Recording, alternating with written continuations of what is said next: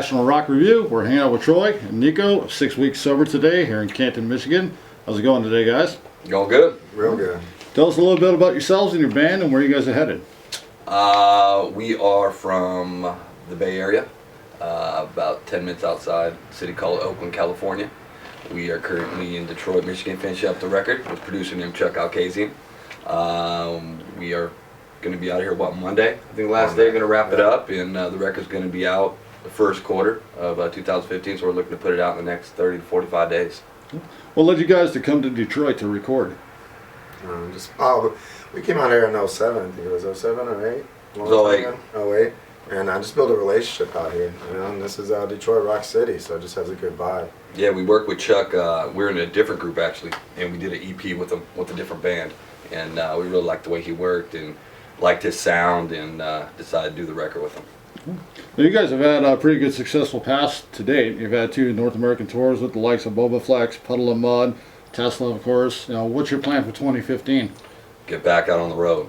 So we pretty much lived on the road 2008, 9, 10, 11, took a little bit of a break to get this record done and kind of just played locally. So we're going to get back and bring it out to the Midwest and East Coast and get this record out to the people. Cool. Tell us a little bit about the new album coming out. How you guys, what it sounds like, the direction you're taking with it. Well, the sound right now we're going for is just basically every music we grow up with, classic rock, hip hop, the Corns and all, Limp Bizkits and Puddle Muds. But we want to get everything into one, every different sound, and try to create a new sound where every genre can actually listen to it and enjoy it. Yeah, I think that's something you definitely pull from 6 Weeks Sober. The sound from the 80s to what's current now, very broad spectrum. Now, as musicians, how hard do you find it in this day and age to define your own particular sound when so many bands just seem to rip and copy from everybody else? We're pretty lucky in that regard because we just get together and it just comes out of us four. We've had a ton of lineup changes. Eric, the new vocalist, has been in the band since 2012. We started in 09, and we've gone through like 5 or 6 different second guitar players. But it's been us four since 2012, and it's just the music comes out of us. It's pretty natural and it seems to work. The chemistry's there. Tell us about one of the songs on the album that you're really proud of, that you're hoping that really makes a big hit and kind of defines this album for you. Well, I think, I don't know, I like them all. They're all different, so to really pinpoint it, maybe as somebody out there, is that what it is? Mm-hmm. That's one good single I think that's going to be pushing a lot. Has a lot of different kind of music flows into it, like it has the soft parts in the verse I like a lot, and then we go into big choruses, so that's probably one of my favorites right there. Cool. Well, tell us about the rest of your lineup, how you guys all got together to be in this particular lineup now. Myself and Niko, I was in a different project, and before we started 6 Weeks Sober, and we lost a bass player. We brought him in, and that kind of fizzled out quickly. And then Roman, the guitar player, was found by a singer that actually kind of puts together his hired guns, and we actually went out on tour with him, and we did some dates with him out here in the Midwest in this area, and that was back in 2009. And that just didn't work out with him, so we decided to depart from him, and we had us 3, and we said, hey, let's go back to the Bay, because at the time we were on tour. We were doing some shows with a group called Pop Evil, which is from up here, and we left that tour, decided to find a new vocalist back in the Bay, and look for a second guitar player and kind of establish that. You guys also had some notable success playing on the 2014 Monsters of Rock cruise, along with so many legendary bands. Ryan T was on that tour. I think who else was on that tour? I can't remember. It was cool. My dad plays in Tesla, and we haven't done a lot of stuff with them, and they're on it, which was cool to to hook up with Pops and to play with him. So that was badass. Yeah, that was a good time. It was a huge trip too, with like 18 decks, so a lot of bands I like too was on there. The Winery Dogs. Winery Dogs was great. Amazing. Yeah, so it was just blessed to be around all these great musicians and just having a good time. Lots of hot wax chicks and bikinis all day, right? Yeah, it was a good time, man. Good time. Going to the Bahamas and nothing but music for 4 days straight. It was pretty badass. Do you guys have any big festival dates scheduled for early spring of 2015? Really, we've just been focused on getting this record out, and that's when the record's going to drop around that time. So we're going to do a lot of PR stuff on getting the album out. We're going to have a CD release party back in Alameda at a club. we're going to throw it. So we're kind of just orchestrating that, putting that together, and getting radio behind it. So really, right now, it's just getting the album out to the people and really focus on the CD release show, and then the shows will follow after that. Yeah.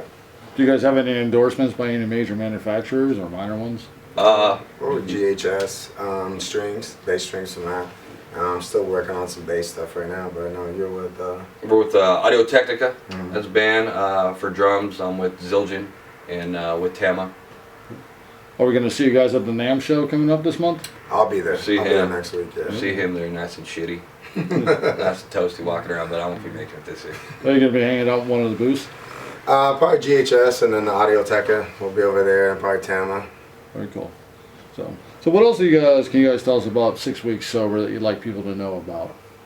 I think it's really for anybody. It's good, catchy, melodic choruses, driven by powerful rhythm sections and very dynamic verses and big bridge sections and kind of positive too. Yeah, lyrical content's very positive, and I don't know. I'm just happy to have this record out and the direction that it's taken place. And I can't wait to get there. Yeah, it took us a while, so it's going to be a great thing that we finally got together and pump out everything that we go through our lives, just like everybody else does. And we're just blessed to be able to put it into a record and let all of our fans know where we're at. Where do we go? We go through the same stuff that everybody else goes through. I was just basically say it's very personable to us, and we've gone through a lot together, and through our music we've written about great memories about life and our family, and at the same time our struggles with drug addiction, alcohol, members going to jail. It's like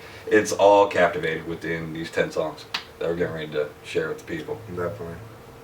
What are some of the challenges you guys have faced personally in life that might have made their way into these songs, if you care to share? Well, it's just it's really hard to be told something what you're leaving for, your dreams, that you want to be a musician or see the world. And once we leave everything behind, you're out there on the road, and it's a scary feeling, You have to trust people, everything. We went through struggles of sleeping in vans and parking lots, Walmarts. Just to make it there, So that struggle was hard for me, losing a lot of stuff, cars, apartments, just because you're out on the road. You're gone for a year and a half, So that's a big struggle, especially family. We don't get to see them as much. Of all the bands you've toured with, what's the one piece of most memorable advice that a band member has given to you that's been around for a long time? Most memorable advice for myself was probably from Josh Todd of Buck Cherry, and he just told us to stay true to what we do. At the end of the day, what comes out of you and your music preference, just stay true to yourself. Yeah, we had a lot of bands tell us some great stuff. So. What's the most memorable experience you've had together as a band so far on tour? To kind of talk about what he just said, I think back in 2011, 2012, we're out in this area, and we're out here in wintertime, and it was negative 30-degree weather, and we're sleeping in a van, with 5 guys and a couple blankets, and it's times like that where it tests your will about doing this and makes you think twice when you're starving out on the road, you ain't got money, and you're freezing, and that shit builds up, and you're all confined in a small place, and you're just grinding it out to make enough money in merch sales to get from point A to point B 45 minutes down the road. Those shit like that definitely test you and test your bandmates, and it's cool to come out on top, that kind of stuff. Guys, thanks for your time today. In closing, is there anything else you'd like to shout out to the crowd? Let's check out, look out for 6 Weeks Sober in 2015. Yeah, go sign up on our YouTube channel. It's a brand new YouTube channel, youtube.com/6 Weeks Sober, the number 6, and get ready to take this journey with us. And when can we expect to see the album?